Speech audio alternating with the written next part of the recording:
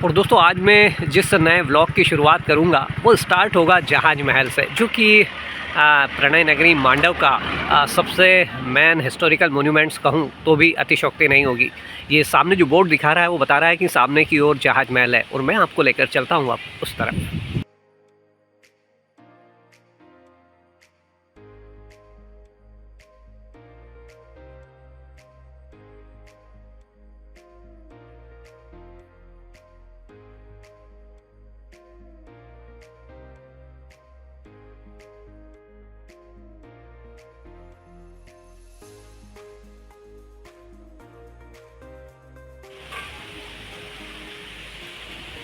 नमस्ते दोस्तों, मैं हूं आपका दोस्त और होस्ट लोकेश शर्मा और एक बार फिर मेरे चैनल नोमैड लोकेश 99 पर आपका स्वागत है। मैं घूम रहा हूं इस समय मालवा की फेमस प्रणय नगरी मांडव में और मैं आपको लेकर आया हूं आज यहाँ के जो सबसे फेमस हिस्टोरिकल मोन्यूमेंट्स है जहाज महल, वहाँ पर, और उसकी सैर आपको मैं करवाने वाला हूँ। फ़िलहाल मैं बाहर खड़ा हूँ। जब आप जहाज महल पहुँचते हैं तो राइट हैंड साइड पर यहाँ पर टिकट घर है, जहाँ से सबसे पहले आपको अपने लिए एक टिकट निकालना होगा। यदि आप कैश देते हैं तो आपको 25 रुपया देना होगा, और यदि आप ATM के थ्रू यानी कि डिजिटल पेमेंट करते हैं तब आपको 20 रुपीज़ चार्ज होता है। 14 साल के बच्चों के लिए कोई टिकट नहीं होता है, और यदि आप फॉरेनर हैं यानी कि विदेश से हैं तो आपको 300 पर पर्सन यहाँ पर चार्ज लगेगा। तो आइए इस बेहद खूबसूरत जहाज महल के सैर की सफ़र को स्टार्ट करते हैं। ये बाहर का एरिया है जहाँ अभी मैं शूट कर रहा हूँ, और मेरे साथी हैं पटेल साहब, जो मुझे समय समय पर मौके पर जगह जगह पर गाइड करेंगे, ताकि जो आपके लिए सबसे बेस्ट व्लॉग बन सके उसकी मैं कोशिश करूँगा।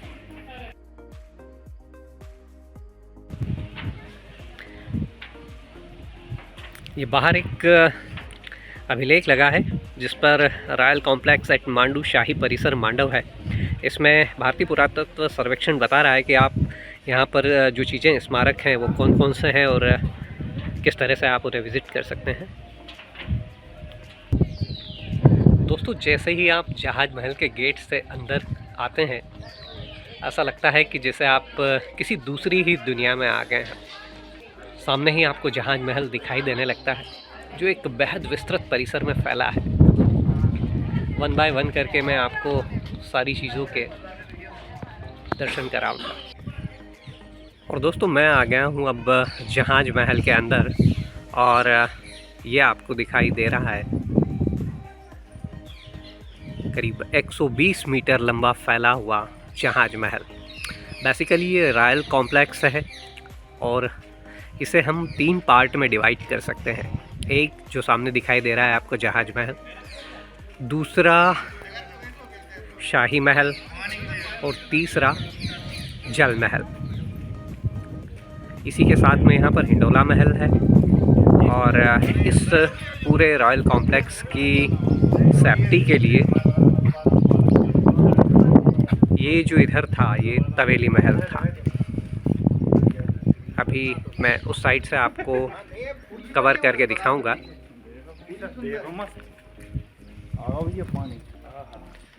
और आज लगता है मॉनसून मेहरबान होगा, बूंदाबांदी चालू हो चुकी है।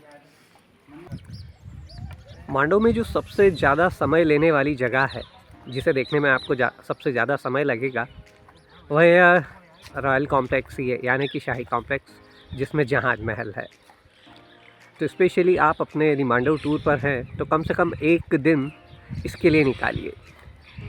इसके स्थापत्य को समझिए, यहाँ पर जो वाटर सिस्टम बना हुआ है उसे समझने की कोशिश करिए, और साथ ही यहाँ की सुंदरता को निहारिए। यहाँ बेहद सुंदर गार्डन डेवलप है। जब आप गेट से अंदर एंट्री लेते हैं तो महल के राइट साइड पर आपको ये जो सामने दिखाई दे रहा है ये कपूर तालाब है, और इस महल के जो लेफ़्ट साइड पर है वो मुंज सागर है। मुंज सागर से पानी उठता था, पानी को उठाया जाता था, लिफ्ट किया जाता था, और पूरे शाही कॉम्प्लेक्स में अलग अलग वाटर सिस्टम बना हुआ है, वाटर टनल्स बनी हुई है जिन्हें मैं आपको दिखाऊंगा।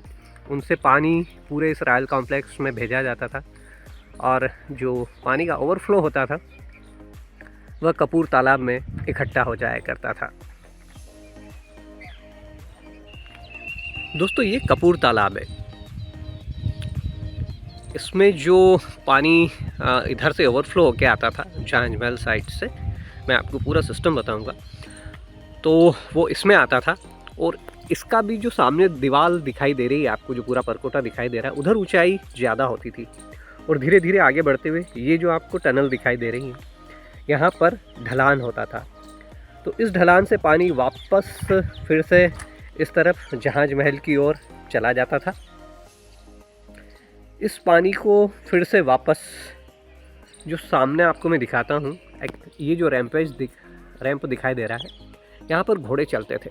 वो घोड़े चमड़े की मशक में पानी भरते थे, उस पानी को भरकर ऊपर लिफ्ट करते थे और उस महल में पहुँचाते थे, जहाज महल में। वहाँ से पहला जो काम आता था पानी, वो आता था जिसे कहें कि पीने के पानी के लिए जो होता था। तो एक जो वाटर लाइन है उसकी है, दूसरी जो यहाँ फाउंटेन है उनमें पानी को सप्लाई किया जाता था, और तीसरी जो राजा रानी के जो स्विमिंग पूल्स होते थे वहाँ तक पानी पहुँचाया जाता था। तो इस तरह से ये पूरा वाटर सिस्टम था। महल के सामने ही काफ़ी सुंदर गार्डन डेवलप किया गया है। ये एक ऐसी जगह है जहाँ आप इजीली 3 से 4 घंटा बिता सकते हैं। थोड़ा सा आपको बता दूं कि यहाँ पर अंदर खाना लाना मना है, तो इसलिए जब आप यहाँ आएँ तो या तो बाहर से कुछ खा पी कर आएँ, या फिर यहाँ इसे तसल्ली से देखिए। और इसके जस्ट बाद बाहर काफ़ी सारे खाने पीने के स्टॉल्स होते हैं, वहाँ जाकर आप खा पी सकते हैं। और दोस्तों ये जो आपको दिख रही है येलो कलर की, ये बेसिकली वाटर लाइन होती थी उस ज़माने की। हालांकि अभी पुरातत्व विभाग के द्वारा इसे बंद कर दिया गया है। तो ये पूरे महल में इस तरह से जगह जगह आपको इस तरह की वाटर लाइंस दिखाई देती है। आपको इस चढ़ाव पर ऊपर ले जाकर मैं वो दिखाता हूँ कि कहाँ से पानी को लिफ्ट किया जाता था और उसके बाद किस तरह से पानी को डिवाइड किया जाता था, डिस्ट्रीब्यूट किया जाता था। दोस्तों ये एक जैसे बावड़ी कह लें, टैंक कह लें, तो इस तरह से ये वाटर का इकट्ठा करने की जगह होती थी। और ये जो सामने ये जो दिख रहा है, ये रैंप दिख रहा है। इस रैंप पर उस समय घोड़े चलते थे और वो जो चमड़े की जो पानी की मशक होती थी उसे लेकर चढ़ते थे, और वहाँ से उस मशक से पानी को ऊपर इधर महल में पहुँचाया जाता था। रैनी सीज़न होता था तो उसके लिए अलग एक वाटर लाइन बनी हुई थी, और यदि जब पानी रैनी सीज़न ख़त्म हो जाता था और स्टोरेज वाटर को यूज़ करना होता था, तब उसके लिए एक अलग वाटर लाइन डली होती थी, जिनकी सहायता से पानी को इस पूरे महल में पहुंचाया जाता था। क्योंकि सीधी सी बात है, जब इतना बड़ा रॉयल कॉम्प्लेक्स होगा, ये करीब 28 एकड़ में फैला हुआ है, आपकी जानकारी के लिए बता दूं। और जो पूरा मांडव है वो करीब 72 किलोमीटर के परकोटे में कवर्ड है। ये एशिया का तीसरा सबसे बड़ा फोर्ट की जो दीवार है वो है मांडव की, 72 किलोमीटर्स की। तो इस 28 एकड़ के एरिया वाले इस महल में पानी को पहुंचाने के लिए लाजमी था कि उतना अच्छा वाटर सिस्टम डिज़ाइन और डेवलप किया जाए। ये जो दिख रहा है आपको, ये पानी के फ़िल्टर करने का तरीका होता था। पानी इस तरह से फ़िल्टर होता था, अभी ये थोड़ा टूट फूट गया है, और ये नीचे तक जाके और इस तरह से फिर ये जो वाटर लाइन है, इस वाटर लाइन से पानी आगे जाता था और आगे फिर वहाँ कपूर तालाब तक मिल जाता था। दोस्तों ये जो जहाज महल का जो सबसे मेरे जस्ट बैक साइड पे आपको जो स्ट्रक्चर दिखाई दे रहा है, ये करीब 120 मीटर लंबा स्ट्रक्चर है। परमार काल में इसे रंग महल नाम दिया गया था, क्योंकि इसमें अलग अलग कलर का इस्तेमाल किया जाता था। और जब बाद में खिलजी टाइम आया, जब खिलजी शासनकाल आया, तो गयासुद्दीन खिलजी ने इसे जहाज महल नाम दिया, क्योंकि इसके दोनों तरफ तालाब थे और बीच में यह महल ऐसा लगता था जैसे कि जहाँ समुद्र में कोई जहाज़ तैर रहा हो। तो इस आधार पर इसे जहाज महल कहा गया है।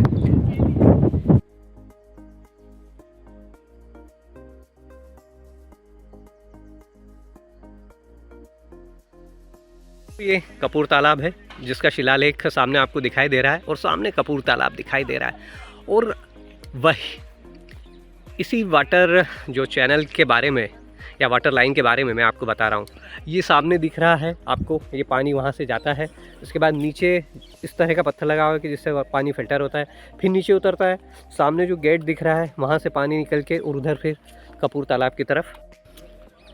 जिस तरह से मैंने आपको बताया कि ये चूँकि इसमें फाउंटेन में पानी भी इन्हीं के द्वारा आता था, पीने का पानी भी इसी में आता था, और राजा रानियों के लिए जो स्विमिंग पूल होते थे उनमें भी पानी इस तरह की वाटर लाइन से ही आता था। तो ये फाउंटेन है, और इस तरह से ये पानी आगे बढ़ रहा है। वो सामने मैंने आपको दिखाया वो कपूर तालाब, और उससे आगे बढ़ता हुआ पानी उस तरह से, ठीक है। और वो जो पानी है वो आगे मैंने आपको दिखाया था कि आगे वहाँ टैंक से घोड़ों के द्वारा ऊपर लिफ्ट कराया जाता था। और ऊपर मैं आपको जब जाऊँगा तब बताऊँगा कि वहाँ किस तरह से वाटर लाइन चल रही है जो इस पूरे महल में पानी को सप्लाई करती थी। और दोस्तों, मैं अब आपको लेकर चल रहा हूँ जहाज महल के अंदर, यानी कि जहाज महल के ड्राइंग रूम में।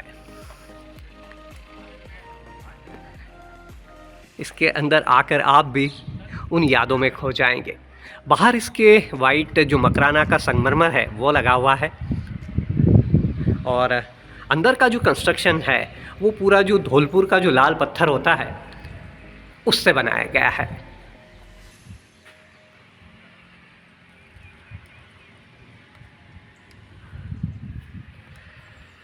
तो इस तरह से हम जो जहाज महल का जो ड्राइंग रूम कह लें वहाँ पहुँच गए।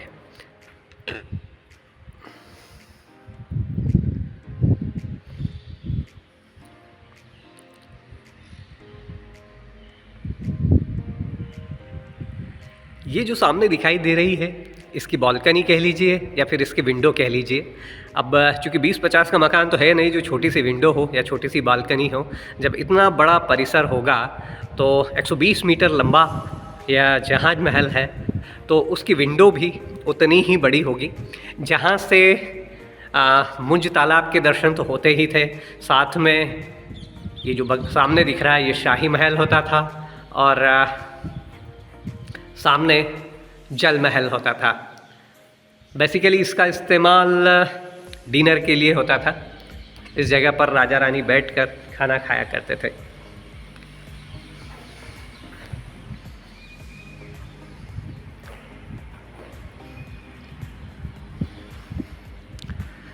इस ड्राइंग रूम के बगल में डाइनिंग रूम होता था, डाइनिंग रूम के बाद में बेडरूम होता था, और बेडरूम के बाद में लाइट बाथ वगैरह होते थे, और साथ ही स्विमिंग पूल होता था। मैं आपको लेकर चलकर दिखाता हूँ। दोनों तरफ एक जैसा डिज़ाइन होता था, यानी कि ये बीच में ड्राइंग रूम है, इसके बाद एक डाइनिंग रूम मिलेगा राइट और लेफ्ट दोनों साइड, फिर बेडरूम होगा, और फिर लाइट बाथ और स्विमिंग पूल होंगे। तो मैं आपको आगे लेकर चलता हूँ।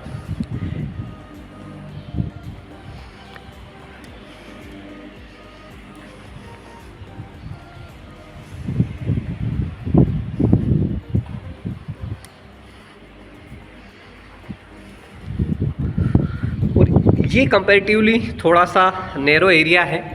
बेसिकली जो राजा रानियों की सुरक्षा के लिए उस समय जो महिला सैनिक होती थी वो इस एरिया में बाहर यहाँ पर अपने शस्त्रों के साथ पहरा देती रहती थी। तो इस तरह का ये एरिया होता था जहाँ पर महिला सैनिक पहरा देती थी।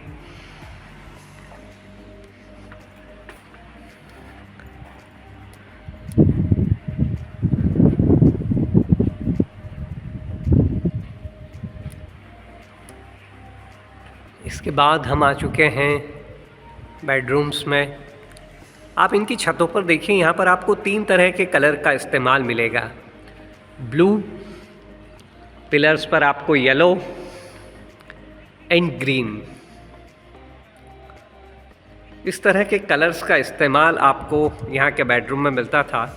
और ऐसा भी कहते हैं कि यहाँ पर सुगंधित रखने के लिए जो दीपक जलाया जाता था उसमें घी और केसर का प्रयोग किया जाता था। केसर सुगंध के लिए होती थी और छत की दीवार काली ना पड़े उसके लिए दीपक को घी से प्रज्वलित किया जाता था।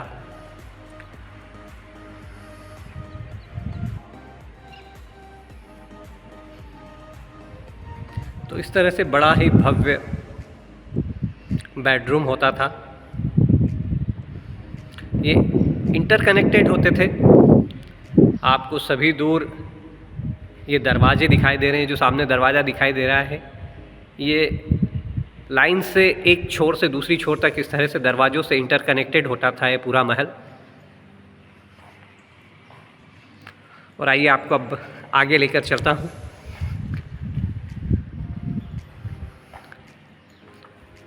और फिर से यह वही नैरो एरिया है जिसमें सुरक्षा के लिए सैनिक तैनात रहते थे।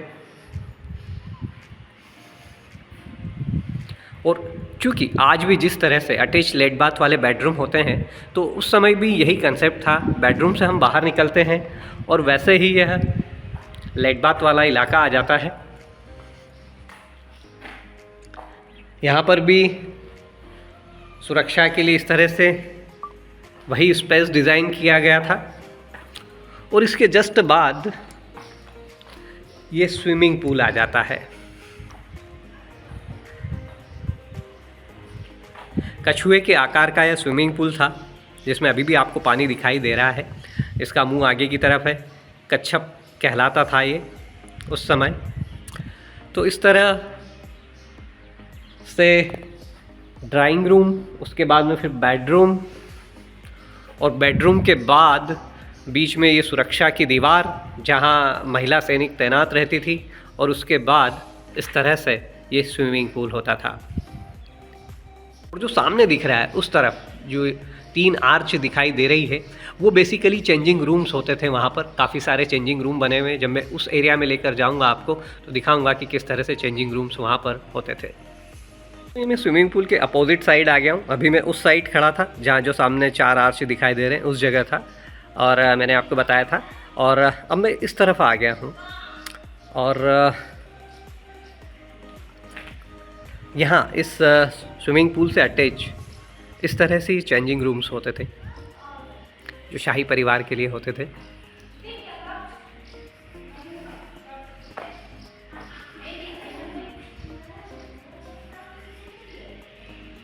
इस तरह से क्रम से बने होते थे।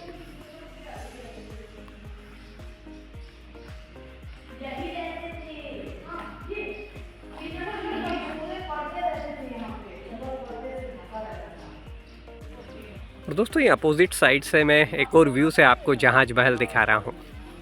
बेसिकली आप आज के टाइम में जहाँ जहाज महल से एंटर लेते हैं वो बेसिकली बैक गेट होता था।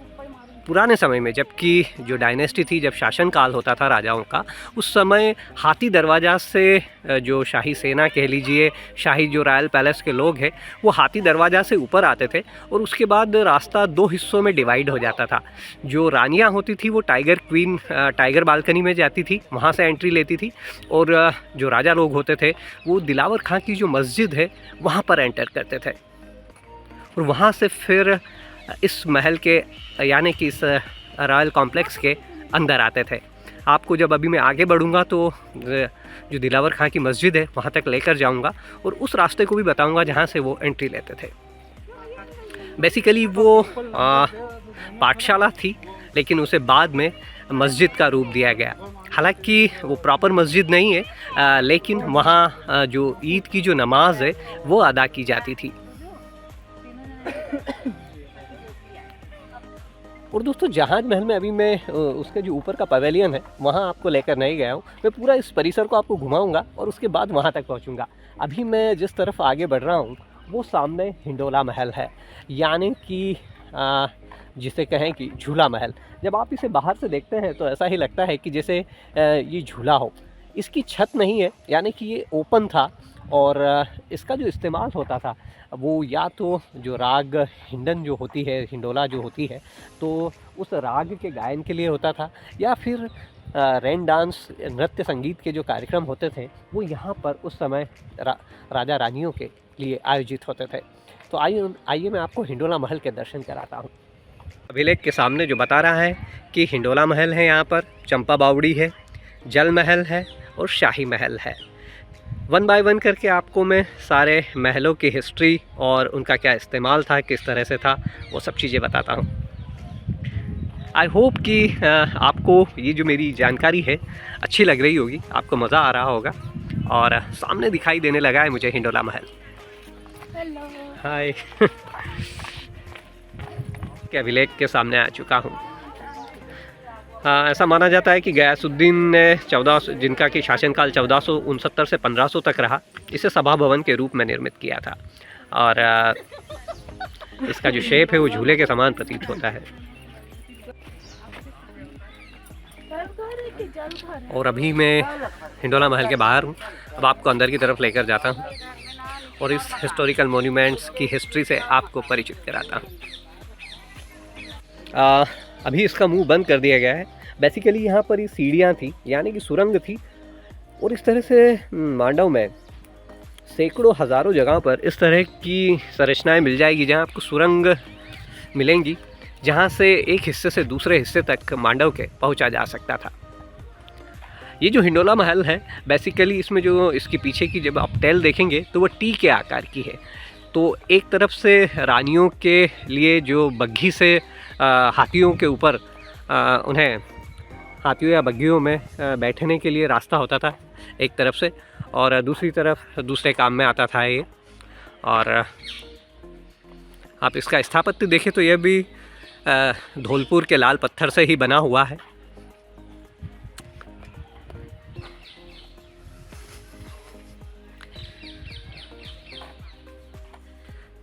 आज से 800 साल पहले किस तरह की टेक्नोलॉजी का इस्तेमाल होता था, ये सारे स्थापत्य उसका अद्भुत नमूना है। ना कोई सीमेंट होती थी, ना कुछ होता था, पत्थर होता था और चूना होता था, और साथ में गन्ने का रस, मूंग की दाल, उड़द की दाल, गोंद, शहद, इस तरह की चीज़ों के जोड़ से इन सब महल का निर्माण किया जाता था। और दोस्तों हिंडोला महल के मैं अंदर आ चुका हूँ। आपको मेरे बैक में जो ऊपर जगह दिखाई दे रही है, शायद वहाँ जो शासक है वो बैठते थे, और जो लेफ़्ट और राइट साइड पर है वो जो उनकी बेगमें होती थी, रानियाँ होती थी, वो बैठती थी। और ये जो बीच का हॉल है, यहाँ पर नृत्य या संगीत का जो भी कार्यक्रम होता था वो कंडक्ट होता था, और ये लोग बालकनी से या जो ऊपर की जगह है वहाँ से बैठकर इस पूरे प्रोग्राम को देखा करते थे। तो इस तरह से ये जो हिंडोला महल है,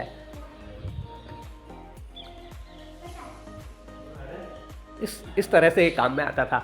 और जिस तरह से मैंने कहा कि it's look like an open theatre, तो एक ओपन थिएटर की तरह काम करता था। और आप इसे देखें, इस तरह से यह हिंडोला महल था। टी के आकार का दूसरा हिस्सा है, और आप इस स्तंभों को देखिए, नीचे से ये वाइड हैं और ऊपर जाकर ये नैरो होते चले जाते हैं, और उस वजह से ही जो झूले का शेप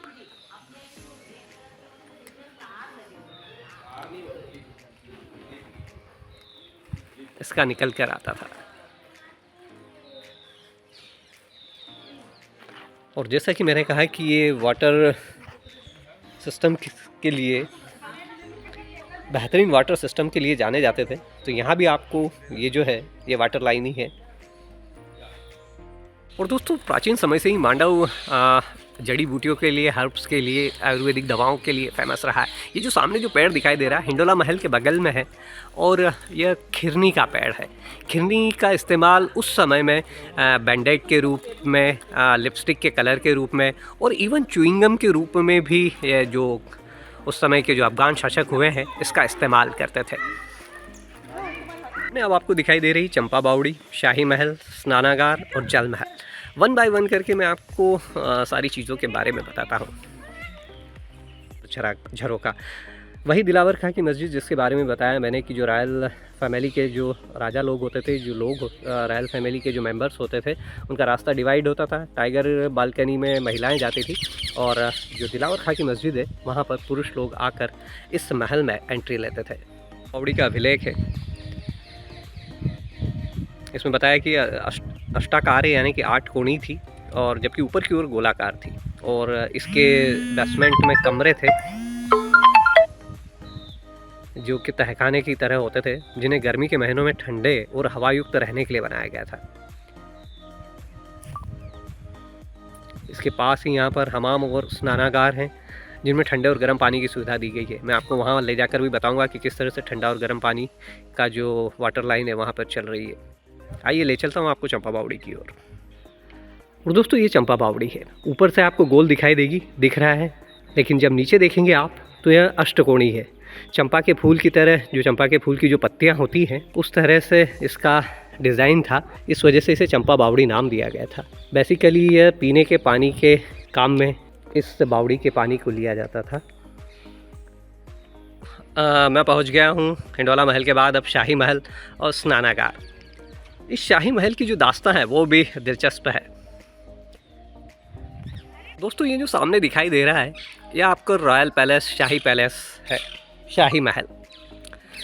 बेसिकली ये जो खिलजी सुल्तान हुए, अफगान सुल्तान हुए हैं, तो उनका यह हरम हुआ करता था। ऐसी मान्यता है कि यहाँ पर करीब उनकी 1500 रानियाँ रहती थी और इसमें करीब 492 कमरे थे, यानी कि 492।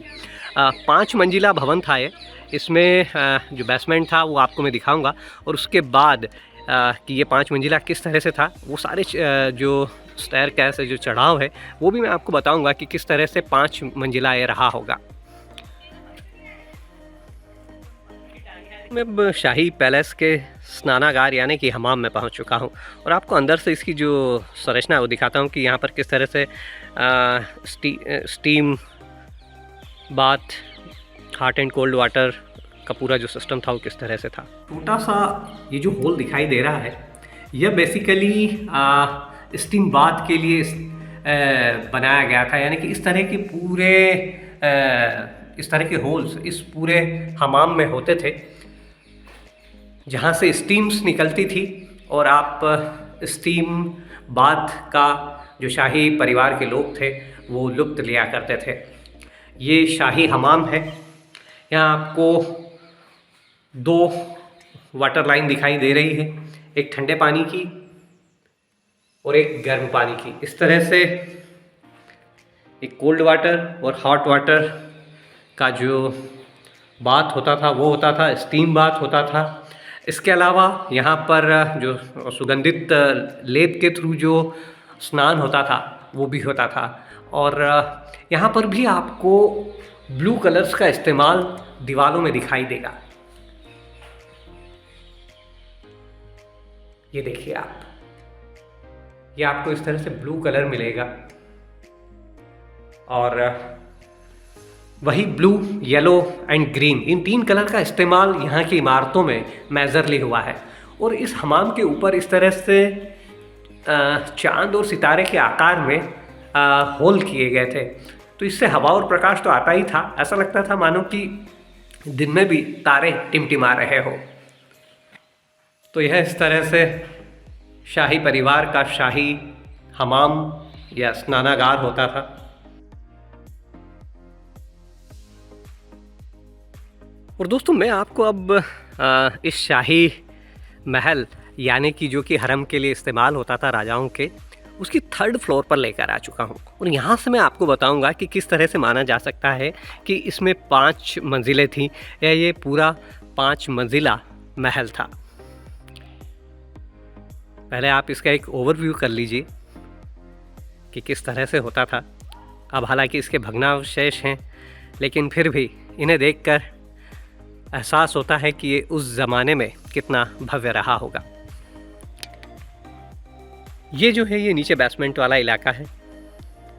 सामने जो सीढ़ियाँ दिखाई दे रही है वहाँ से वो फर्स्ट मंजिल आ जाती है। उससे ऊपर चढ़ने के बाद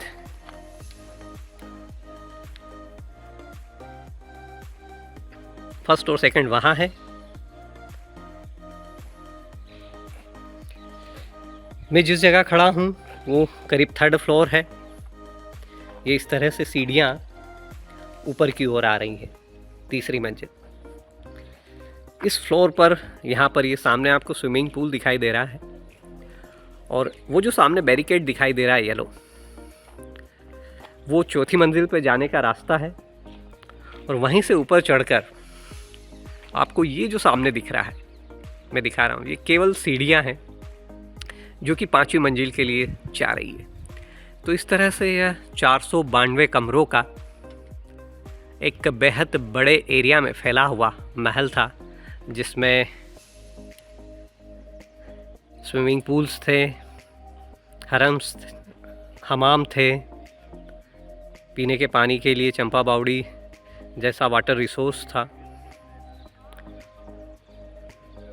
तो ओवरऑल इस तरह से इस शाही महल का इस्तेमाल ये लोग करते थे। और दोस्तों वो जो सामने आपको दिखाई दे रहा है, मैं अभी शाही महल की छत पर हूँ और 3rd फ्लोर पे, और जो सामने दिखाई दे रहा है वो आपको जल महल है। क्योंकि तीनों चारों ओर से वो पानी से घिरा हुआ है, इसलिए उससे शायद जल महल नाम दिया गया था। उसके भी भग्नावशेष दिखाई देते हैं इस समय। और ये जो है ये मुंजे तालाब है। इस बार मालवा पे मानसून थोड़ा सा कम मेहरबान है, इसलिए इसमें भी पानी नहीं भरा है। और दोस्तों ये मैं शाही महल की जो 3rd फ्लोर है वहाँ से आपको जहाज महल दिखा रहा हूँ। अभी ये जो मुंज तालाब है जिसका पानी आपको दिखाई दे रहा है, इसमें काफ़ी सारी घास है। लेकिन जब ये पानी से पूरी तरह से भर जाता है, तो उस समय भी जब ये भर जाता होगा, तो आपको अभी आप देखने की कोशिश करिए कि इसके किनारे से इसकी जो परछाई है वो पानी में दिखाई दे रही है। तो इस तरह से लगता था कि जैसे कि पानी में कोई जहाज़ खड़ा हुआ हो, इस वजह से इसे जहाज महल नाम दिया गया था। आज भी जब पानी पूरी तरह से भर जाता है तो यह इसी तरह से दिखाई देता है। और दोस्तों इस शाही महल के बाद मेरे सामने 2 ऑप्शन है, या तो मैं जल महल की तरफ जाऊं या फिर मैं आपको दिलावर खां गोरी की मस्जिद की तरफ लेकर जाऊं। मैं आपको दिलावर खां गोरी की मस्जिद की तरफ लेकर जाता हूं, फिर वहां से वापस लौटूंगा, उधर जाऊंगा और उसके बाद फिर जो जहाज महल का पवेलियन है उसकी छत पर पहुँचेंगे। वहाँ की जो वाटर सिस्टम है, वाटर लाइन है, वो दिखाऊँगा और उसके बाद इस सफ़र को आगे बढ़ाएंगे। दोस्तों ये शाही महल का स्विमिंग पूल है जो उसी परिसर में है।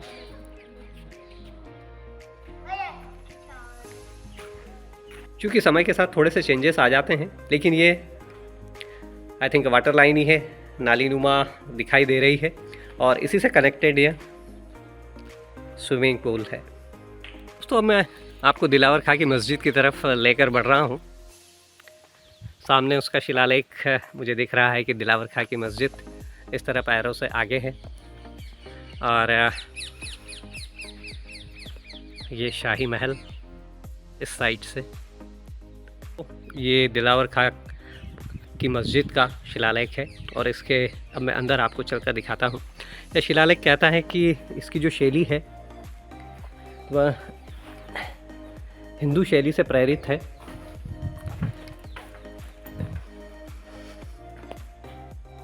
इसमें प्रतीक चिन्ह आपको हिंदू शैली के मिल जाएंगे। मस्जिद वाली जो मीनारें हैं वो यहाँ पर दृष्टिगोचर नहीं होती है, ऐसा शिलालेख कहता है। और यहाँ जो देखेंगे आप तो उससे भी इस तरह से लगता है। बीच में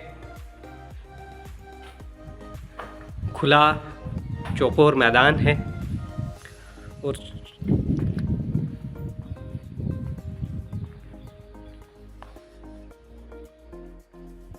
इस तरह से ये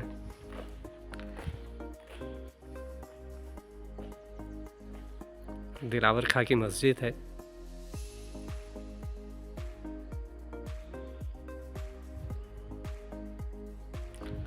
हाथी गेट से जो रॉयल फैमिली के जो लोग आते थे, उनका जो पुरुष होते थे, उनका वेलकम होता था और वो इस गेट से यहाँ पर अंदर आते थे।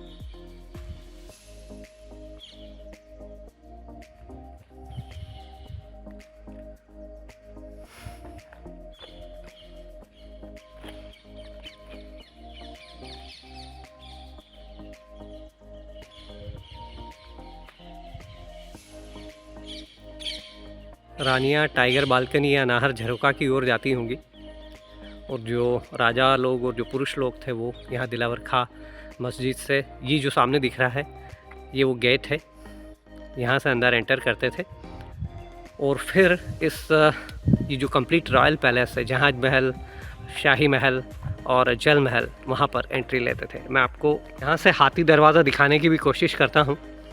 ये वही हाथी दरवाज़ा है जिसे एंट्रेंस में हमने देखा है कि नीचे से ऊपर चढ़ाई है, जिसे दिल्ली दरवाज़ा भी कहते हैं। वहाँ से चढ़कर अंदर आया जाता था और उसके बाद दो रास्ते डिवाइड होते थे और वो जो सामने दिखाई दे रहा है आपको, वह हाथी दरवाज़ा या दिल्ली दरवाज़ा था। और ये जो राइट साइड में दिख रहा है ये टाइगर बालकनी है, वहाँ भी ले जाऊँगा आपको। तो वहाँ से एंट्री होती थी, रानियाँ उस तरफ जाती थी और राजा और पुरुष लोग इस तरफ आते थे। इतनी ऊंचाई पर इतनी सदी पहले इतना निर्माण, जबकि ना उस समय ट्रांसपोर्टेशन के साधन थे और ना ही इंजीनियरिंग की उस तरह की डिग्रियां और कॉलेजेस, लेकिन उसके बावजूद उन लोगों के द्वारा इतना उत्कृष्ट शैली का निर्माण, अद्भुत इंजीनियरिंग का नमूना है हर इमारत।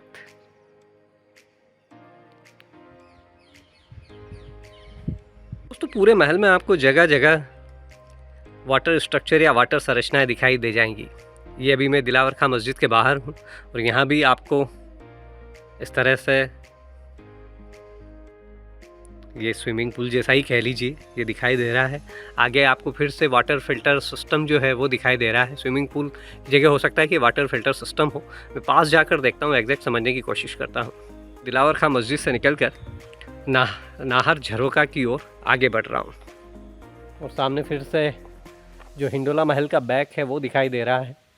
यदि आप इतिहास में रुचि रखते हैं, यदि आप स्थापत्य में रुचि रखते हैं, तो यह जगह आपका काफ़ी सारा समय लेने वाली है। बेहद तसल्ली से यहाँ पर घूमिए, एक एक चीज़ को देखिए, निहारिए।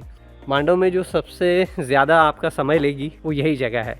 ओवरऑल पूरा जो शाही पैलेस है, जो कि इतने सारे महल में डिवाइड होता है, यह जगह आपका समय लेने वाली है।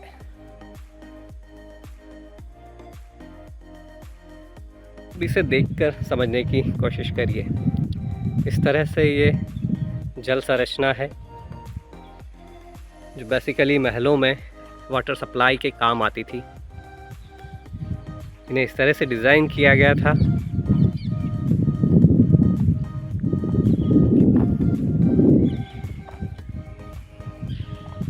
इस तरफ जो आपको दिखाई दे रहा है वो फाउंटेन दिखाई दे रहा है जो सामने है।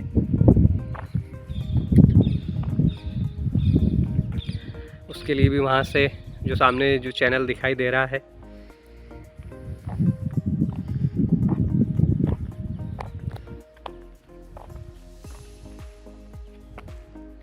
इस तरह से इस सिस्टम से पानी फिल्टर होता था और अलग अलग वे से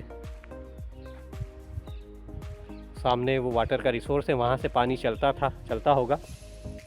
और इस तरह से यहाँ आगे बढ़कर ये जो लाइन है जो अभी फ़िलहाल बंद दिखाई दे रही है, लेकिन ये नीचे से ये आप इसे देखने की कोशिश करिए। ये लाइन चली और ये आगे बढ़कर यहाँ पर अभी फ़िलहाल पिलर है और ये यहाँ इस तरह से आ जाती है और ये आगे बढ़कर उस फाउंटेन में मिल रही है।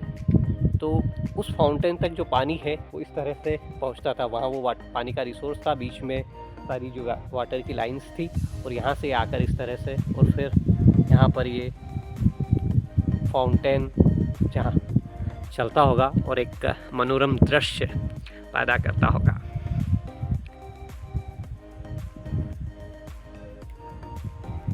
दोस्तों ये इलाका पूरा, ये जो पूरा एरिया है, ये नाहर झरोखा कहलाता था। बेसिकली इसका फ्रंट उधर से अभी फ़िलहाल बंद है। वहाँ से जो शाही परिवार की जो महिलाएं होती थी वो यहाँ अंदर आती थी और जो पुरुष होते थे वो दिलावर खां गोरी मस्जिद की तरफ निकलते थे। इसे समझने की कोशिश करी कि महिलाओं का रास्ता अलग हो गया टाइगर बालकनी या नाहर झरोखा में, और जो पुरुषों का जाने का रास्ता वो दिलावर खां मस्जिद में, और बाद में दोनों के रास्ते अलग होते थे और वे इन रास्तों से होकर और फिर जो शाही महल कह लीजिए, जहाज महल, हिंडोला महल, वहाँ तक यहाँ से पहुँचते थे। और जो सबसे पहली एंट्री होती थी वो हाथी दरवाज़ा या दिल्ली दरवाज़ा से होती थी। दोस्तों ये इस तरह से वो सामने वाटर का रिसोर्स, वहाँ से ये मेन एक लाइन, इस लाइन से फिर यहाँ से पानी अपलिफ्ट होता होगा, इन नालियों से होता हुआ, इन संरचनाओं से होता हुआ फिर इस तरफ टर्न लेता है और ये इस तरह से फाउंटेन तक पहुँचता है। खूबसूरत इंजीनियरिंग का नमूना। तो दोस्तों इस तरह से ये जो सामने जो गेट दिखाई दे रहा है, तो इस जगह जगह से टाइगर बालकनी या नाहर झरोखा था। उस तरफ से मैं दिलावर खां मस्जिद से इस तरफ से दिखा रहा था आपको। तो ये टाइगर बालकनी या झरोखा का ये पूरा एरिया है। आई थिंक शेर भी दिखाई देता होगा, उस वजह से भी शायद इसे नाहर झरोखा कह दिया जाता हो। मैं अनुमान लगा रहा हूँ, आई एम नॉट श्योर। झरोखा और दिलावर खां मस्जिद से अब मैं आगे बढ़ रहा हूँ। मैं उसी रास्ते को चुन रहा हूँ जिस रास्ते को शाही परिवार के लोग चुना करते थे, यानी कि पुरुष लोग चुना करते थे। उस रास्ते पर आगे बढ़ रहा हूँ और आपको उस समय के सबसे पहले ओपन थिएटर की ओर लेकर जा रहा हूँ। यहाँ पर उस ज़माने में एक ओपन थिएटर हुआ करता था, दिखाता हूँ आपको, और उसके बाद मैं आपको लेकर जाऊँगा जल महल की ओर। और दोस्तों दिलावर खां गोरी महल से सटा हुआ यह ओपन थिएटर है। इस तरह का एक थिएटर रोम में हुआ करता था और यह एक ऐसा थिएटर था जिसमें करीब 50 से 100 लोग बैठकर सांस्कृतिक आयोजन का लुत्फ़ लिया करते थे।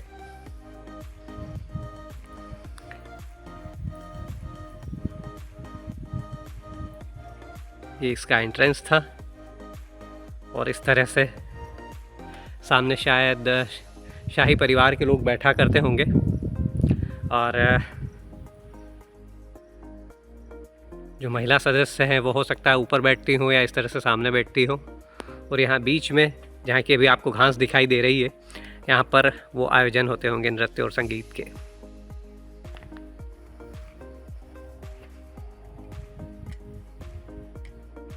ऐसा लगता है कि आप कोई जीती जागती मूवी देख रहे हो। दोस्तों आज की तारीख में ये जो महल हैं वो पूरी तरह से भूल भुलैया जैसे लगते हैं। आप किस सिरे से निकलेंगे और कहाँ पहुँचेंगे, यदि आपने ध्यान नहीं रखा तो आप खुद कंफ्यूज हो जाएंगे। मज़ेदार भी है, मनमोहक भी है। और मैं अब बढ़ने वाला हूँ जल महल की ओर। देखता हूँ ये रास्ता मुझे अभी किधर लेकर जा रहा है। फिलहाल जहाँ से मैंने हमाम का जो बोर्ड था, अभिलेख था, वहाँ से एंट्री ली थी, मैं उसी रास्ते पर हूँ। और उससे निकल कर आई थिंक सामने मुझे रास्ता दिखाई दे रहा है, वहाँ से मैं जल महल की ओर चला जाऊँगा।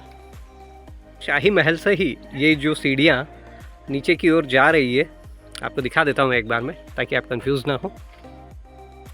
ये वो शाही महल था, ये सामने उसका 3rd फ्लोर था और मैं फ़िलहाल 2nd फ्लोर पे हूँ। और यहाँ पे भी इस तरह से गेट है और मैं इससे आगे बढ़कर वो जो सामने जल महल है वहाँ तक आपको लेकर जाता हूँ। और रास्ता मुझे यह दिखाई दे रहा है कि इस रास्ते पर मुझे आगे बढ़ना होगा। दोस्तों इस सामने आपको जल महल दिखाई दे रहा है, लेकिन टूटी फूटी अवस्था में। और यहाँ तक आते आते अमूमन क्या होता है कि पर्यटक थक जाता है, क्योंकि जहाज महल का परिसर इतना बड़ा है और वही उसे इतना मंत्रमुग्ध कर देता है कि उसकी निगाहें फिर आगे तक जाती ही नहीं है। लेकिन आप जहाज महल के बाद हिंडोला महल देखिए, हिंडोला महल के बाद आप दिलावर खां गोरी की जो मस्जिद है उसे देखिए, शाही महल को देखिए, वह भी अपने आप में आर्किटेक्ट का एक बेहतरीन नमूना है। और उससे नीचे उतरकर आप जल महल तक ज़रूर आइए। ये देखिए किस खूबसूरती से दोनों ओर पानी में उतरने के लिए रैंप डिज़ाइन किए गए हैं। ये बीच में रास्ता है। आई थिंक जब पानी ऊपर इसमें पूरा मुंज तालाब में पानी भर जाता होगा तो हो सकता है कि ये रास्ते भी डूब जाते हों, और इसमें आगे बढ़ने के लिए इस तरह से ये दोनों ओर रैंप बने हुए हैं। और सामने आपको महल दिखाई दे रहा है, और जल महल से आपको मैं हिंडोला महल दिखा रहा हूँ। सामने जल महल, जहाज महल दिखा रहा हूँ आपको मैं जल महल से। और इस तरफ ये शाही महल की टूटी फूटी दीवारें आपको दिखाई दे रही है। और ये जल महल के शिलालेख के सामने पहुँच चुका हूँ मैं। पूरे पुरातत्व विभाग के द्वारा यहाँ पर साफ़ सफाई और चीज़ों को बहुत अच्छे से मेंटेन किया गया है। भले ही भग्नावशेष हैं, लेकिन चीज़ें बेहतरीन तरीके से मेंटेन हैं।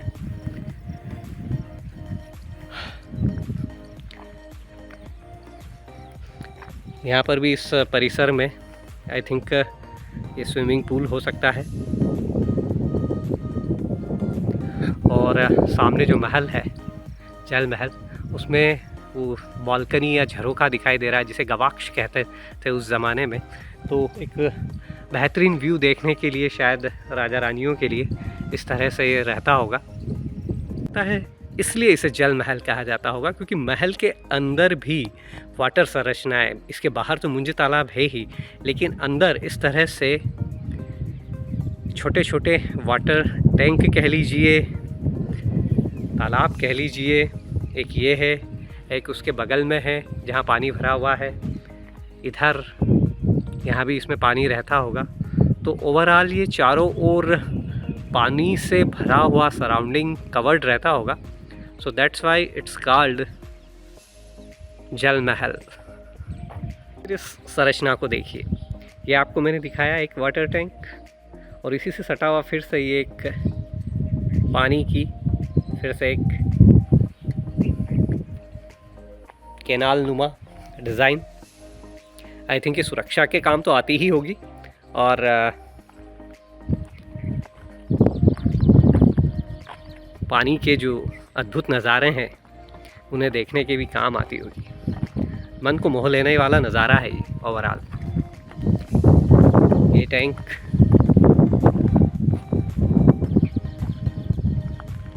पास में एक और बड़ा एरिया है, वाटर रिसोर्स है, लेकिन इसमें अभी चूँकि ज़्यादा बारिश नहीं हुई तो पानी नहीं भरा हुआ है।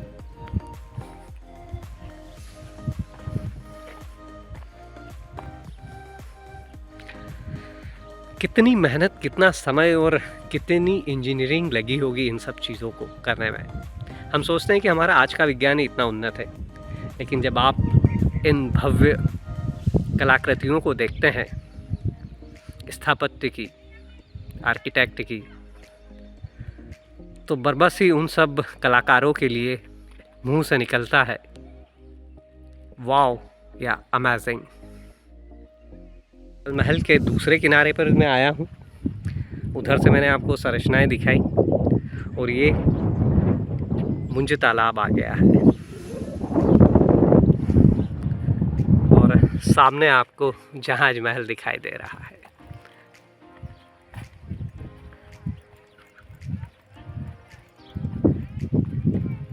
और इसका इस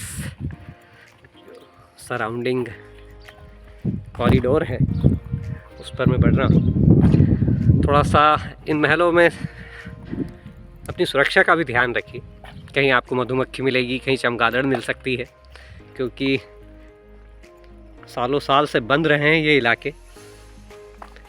हमने जो दिख रहा है ये जल महल का फ्रंट गेट दिखाई दे रहा है, जिस पे वाइट मकराना का मार्बल इस्तेमाल किया गया है, मकराना का वाइट मार्बल, और बाकी जो निर्माण है वो धौलपुरी पत्थर से ही है।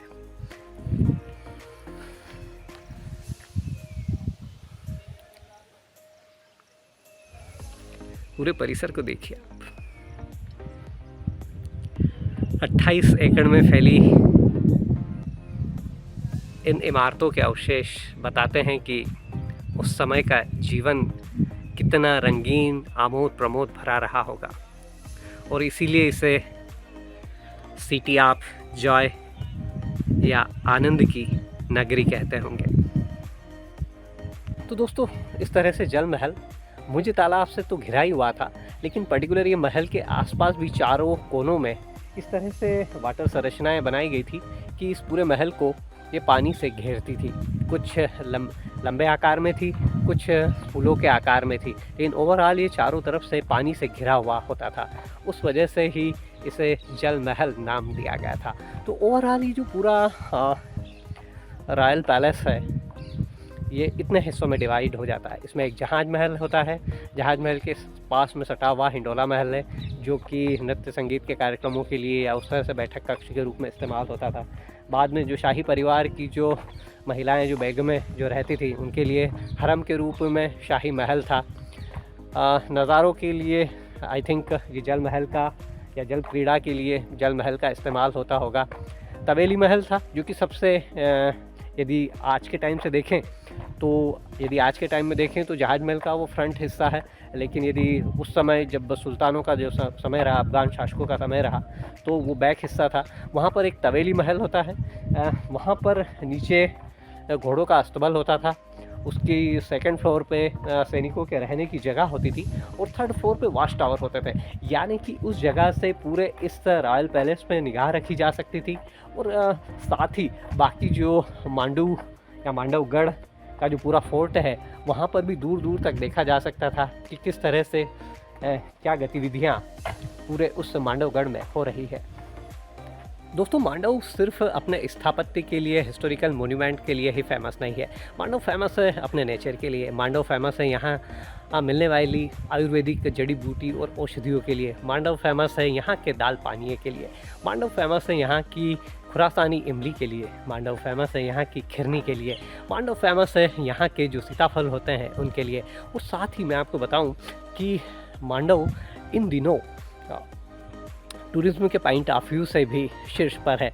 यहाँ जिस तरह से सुविधाएं बढ़ी है, जिस तरह से यहाँ पर पावर की प्रॉब्लम ख़त्म हुई है, जिस तरह से नेटवर्क एरिया बढ़ा है, और इसके साथ ही यहाँ पर जिस तरह से फिल्मों की शूटिंग का क्रेज बढ़ा है, पुराने टाइम से लेकर रानी रूपमती से लेकर किनारा और जीने नहीं दूंगा से लेकर फ़िलहाल दबंग 3 तक की शूटिंग यहाँ पर हो चुकी है। लोग प्री वेडिंग शूट्स जो होता है उसके लिए लोग यहाँ पर आते हैं, और साथ ही वेडिंग डेस्टिनेशन के रूप में भी मांडव की लोकप्रियता अच्छी खासी बढ़ी है। तो यदि आप मालवा के टूर पर आते हैं तो कम से कम दो नाइट या 3 दिन के लिए मांडव ज़रूर आइए। और दोस्तों, मैं जहाज महल के ऊपर आ चुका हूँ, और ये ऊपर का ये स्विमिंग पूल है, और यहाँ पर ये जो सिस्टम है, ये क्लॉकवाइज और एंटी क्लॉकवाइज वाटर की जो लाइन है वो दिखाई दे रही है, जो स्विमिंग पूल से कनेक्टेड होती है। इस तरह से यहाँ पर पानी आता था। ये जो बाहर दिख रही है आपको पतली सी दीवार के सहारे, ये रेनी सीज़न में वाटर लाइन होती थी, और जब रेनी सीज़न नहीं रहता था तब इस तरह से जो स्टोरेज पानी होता था, जिसे कि चमड़े की मशक से चढ़ाकर ऊपर चढ़ाया जाता था, तो इस तरह से इस लाइन के थ्रू ये पानी आता था। यहाँ पर ये क्लॉकवाइज और एंटी क्लॉकवाइज में आगे बढ़ता था। इसका एक मुंह स्विमिंग पूल की ओर खुल जाता था और दूसरा नीचे की तरफ चला जाता था, जहाँ ये फिर से पूरा जो फिल्टर सिस्टम है वो बनता था। और दोस्तों, ये जहाज महल के ऊपर से एरियल व्यू है इस पूरे शाही पैलेस का। बेहद खूबसूरत और मनमोहक जगह है। और वो सामने आपको तवेली महल दिखाई दे रहा है, जो 3 स्टेप्स में है।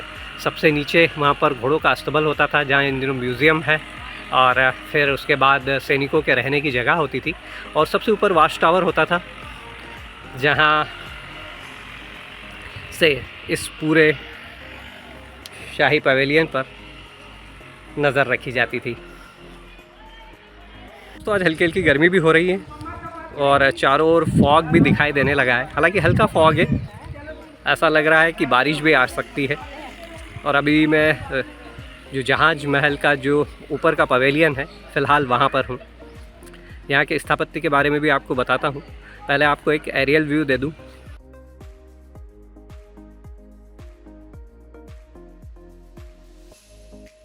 ये जो सामने है ये कपूर तालाब है और इसके बैक साइड में मुंजे तालाब है। और दोस्तों यहाँ पर आपको अफ़गान शैली भी दिखाई देगी, मुग़ल शैली भी दिखाई देगी। ये जो पवेलियन है इसका इस्तेमाल आई थिंक जो गायन वादन के जो सांस्कृतिक कार्यक्रम होते होंगे उनके लिए इसे इस्तेमाल किया जाता होगा। और साथ ही ये जो सामने दिखाई दे रहे हैं ये दोनों स्थापत्य अफ़गान शैली के दिखाई देते हैं, जबकि आपको ये जो इस तरह का जो टॉम्ब है ये मुग़ल शैली का है। अकबर के समय इस तरह का निर्माण हुआ है। और फिर से आप जब देखेंगे इस साइड तो यह भी अफ़गान शैली का स्थापत्य है। और आई थिंक यहाँ पर जो शासक है वो बैठकर इन आयोजनों का आनंद लेते होंगे।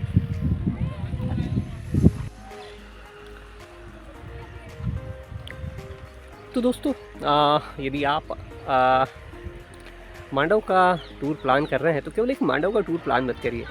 मेरा ऐसा कहना है कि आप कंप्लीट एक मालवा का टूर प्लान करिए, कम से कम 7 दिन का। इसमें आप इंदौर शामिल करिए, उज्जैन शामिल करिए, रतलाम, महेश्वर, ओंकारेश्वर और मांडव। ओंकारेश्वर और उज्जैन में आपको 2 जो ज्योतिर्लिंग है वो आपके पूरे हो जाएंगे। और यदि ये 7 दिन का पैकेज बनता है तो इसमें कंप्लीट आपका एक मालवा का टूर हो जाएगा। और कोशिश करिए कि मानसून के दिनों में आएँ। मानसून के दिनों में आएंगे तो भगवान शिव का अभिषेक भी हो जाएगा और जो मांडव की खूबसूरती है वो भी इन दिनों अपने चरम पर होती है। और साथ ही आपको गवर्नमेंट हॉलीडेज़ भी मिल जाएंगे इन दिनों में, क्योंकि रक्षाबंधन आ जाता है, 15 अगस्त आ जाता है। तो कुछ इस तरह से प्लान करिए कि आप अपने वैकेशन का भरपूर इस्तेमाल कर सकें। दोस्तों फ़िलहाल मेरे साथ जो दिख रहे हैं आपको उदयपुर से आए हुए लोग हैं। मैं इनका नाम जानना चाहूँगा। हाँ जी, मेरा रमेश जैन है। रमेश जी जैन है और साथ में महावीर जी जैन है। ये लोग उदयपुर से आए। कैसा लगा आपको मांडव? बहुत अच्छा, हेलो हाय, बहुत अच्छा लगा। अच्छा लगा, बहुत सुंदर प्लेस है। जी जी जी। तो दोस्तों ये व्लॉगिंग की पावर कह लीजिए, ये व्लॉगिंग का रिश्ता। जहाँ कहीं भी मैं जाता हूँ, व्लॉग बनाता हूँ, कुछ ना कुछ लोग ज़रूर मिलते हैं जिनसे एक अच्छा सा बॉन्डिंग क्रिएट हो जाता है। हो सकता है जब उदयपुर जाऊँ तो रमेश जी से मुलाकात हो, मेरी महावीर जी से मुलाकात हो। जी जी, चलिए होती है मुलाकात। ओके। और दोस्तों मेरे व्लॉगिंग के इस सफ़र को मांडव में जो मज़ेदार बना रहे हैं वो है पटेल चंदेश्री साहब। ये यहाँ पर स्थानीय गाइड हैं और सर्टिफाइड गाइड हैं। और जितनी जानकारी मुझे थी, चूँकि एज अ हिस्ट्री का मैं स्टूडेंट रहा हूँ, हिस्ट्री मेरा सब्जेक्ट रहा है, तो काफ़ी कुछ मेरे इनपुट्स रहते हैं और साथ ही काफ़ी कुछ पटेल साहब के इनपुट्स हैं जिन्होंने इस पूरे व्लॉग को मज़ेदार बनाया है। ये सफ़र अभी जारी रहेगा, पटेल साहब मेरे साथ बने रहेंगे। चलते हैं किसी नए व्लॉग पर।